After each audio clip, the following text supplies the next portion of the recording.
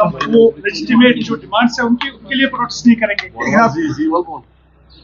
जहाँ तक उनके जायज मामलात हैं, मुश्किलात हैं, उनको उभारने का कोई तो तरीका होना चाहिए। ठीक है, गवर्नमेंट ये कहती है कि आप एहतजाज नहीं कर सकते। यूनियनिज्म में तो एहतजाज की इजाज़त ही होती है, और अगर वो कहते हैं कि आप प्रोटेस्ट नहीं कर सकते हो तो कम से कम फिर वो एम्प्लॉयज़ को बताएं कि जो उनके जेन्युइन डिमांड्स हैं उनको हल करने का क्या तरीका है। बाकी सर्विस कंडक्ट रूल्स तो हर किसी मुलाजिम पे लावी होते हैं, और वैसे भी मुलाजिम कभी अपनी मर्जी से सर्विस कंडक्ट रूल्स के खिलाफ जो है कार्रवाई नहीं करता। जब करते हैं तो कोई जेन्युइन उनकी ग्रीवियंस होती है, उनकी डिमांड्स होते हैं। इस गवर्नमेंट का तो किसी के साथ तालमेल है नहीं, और जहाँ तक सुनने में आया है मुलाजमों के साथ भी नहीं है। तो मुझे लगता है कम से कम मुलाजमों के लीडरों के साथ बैठ के कोई मशवरा होना चाहिए कि ठीक है ना, प्रोटेस्ट नहीं तो फिर कौन सा ऐसा तरीका है जिसके तहत मुलाजिम जो है अपनी बात हुकूमरान तक पहुंचा सके। और क्या उमर साहब, रोड बन गया है केव तक, जो हजारों जो वहाँ पे पोनी वाले हैं उनका क्या होगा, कैसे देखते हैं आप इसको? एनवायरमेंटल एक तो पोनी वाला है, लेकिन आबो हवा की बात है ना। यहाँ पे तो ग्रीन बेल्ट बचाने के लिए तो अदालतों ने कितने फैसले दिए हैं। यहाँ डल के किनारे आपको कुछ बनाने की इजाज़त नहीं है। डल के बीच जो लोग रह रहे हैं उनको अपने घरों की मरम्मत करने की इजाज़त नहीं।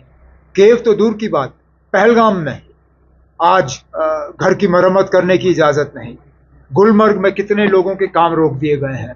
इसी तरह सोनमर्ग में बने हुए स्ट्रक्चर जो हैं उनको उन पर रोक लगी हुई है एनवायरनमेंट के वजह से।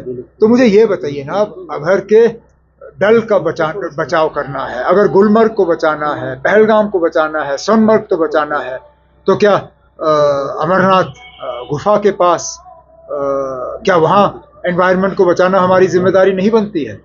और सालों साल से यात्रा चलती आई है, आज गाड़ी लेने की क्या जरूरत है?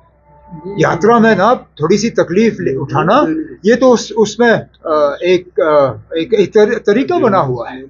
मिसाल के तौर पे जब हम हज पे जाते हैं, जब हम तवाफ करते हैं तो क्या गाड़ी में बैठ के करते हैं? पैदल करते हैं। इसी तरह जब माता वैष्णो देवी की यात्रा होती है, दर्शन करने आते हैं लोग, बहुत से ऐसे लोग हैं जो गाड़ी पे, पिट्ठू पे या किसी और चीज़ पे बैठने के लिए तैयार नहीं होते। वो कहते हैं हमारी यात्रा तब तक मुकम्मल नहीं है जब तक हम पैदल ना जाएं। राहत देना एक चीज़ है, लेकिन ये इस पे दोबारा सोचने की बहुत अशद ज़रूरत है। ये इन इलाकों में गाड़ियों को लेना उन इलाकों की तबाही के बराबर है। बाकी यात्रा और यात्री हमारे कंधों पे, जब से ये यात्रा शुरू हुई है कश्मीर के लोगों ने अपने कंधों पे इन यात्रियों को उठा के गुफा पे ले गए हैं। आज भी करेंगे, कल भी करते आएंगे, लेकिन हमारी आबो हवा से इस तरह खिलवाड़ करना ये अच्छी बात नहीं है। उमर साहब, जो सुप्रीम कोर्ट में 370 की हियरिंग लगभग 2 महीने हो रही है, आप कब एक्सपेक्ट कर रहे हैं कि वर्डिक्ट आएगा? जब चीफ जस्टिस साहब और उनके जो 4 जज उनके साथ हैं, जब वो किसी नतीजे पे आएंगे तो अपना फैसला सुनाएंगे। जहाँ तक मैं कानून को समझता हूँ, एक ऑनरेबल जज जो हैं वो रिटायर होने जा रहे हैं दिसंबर में। उनके रिटायरमेंट से पहले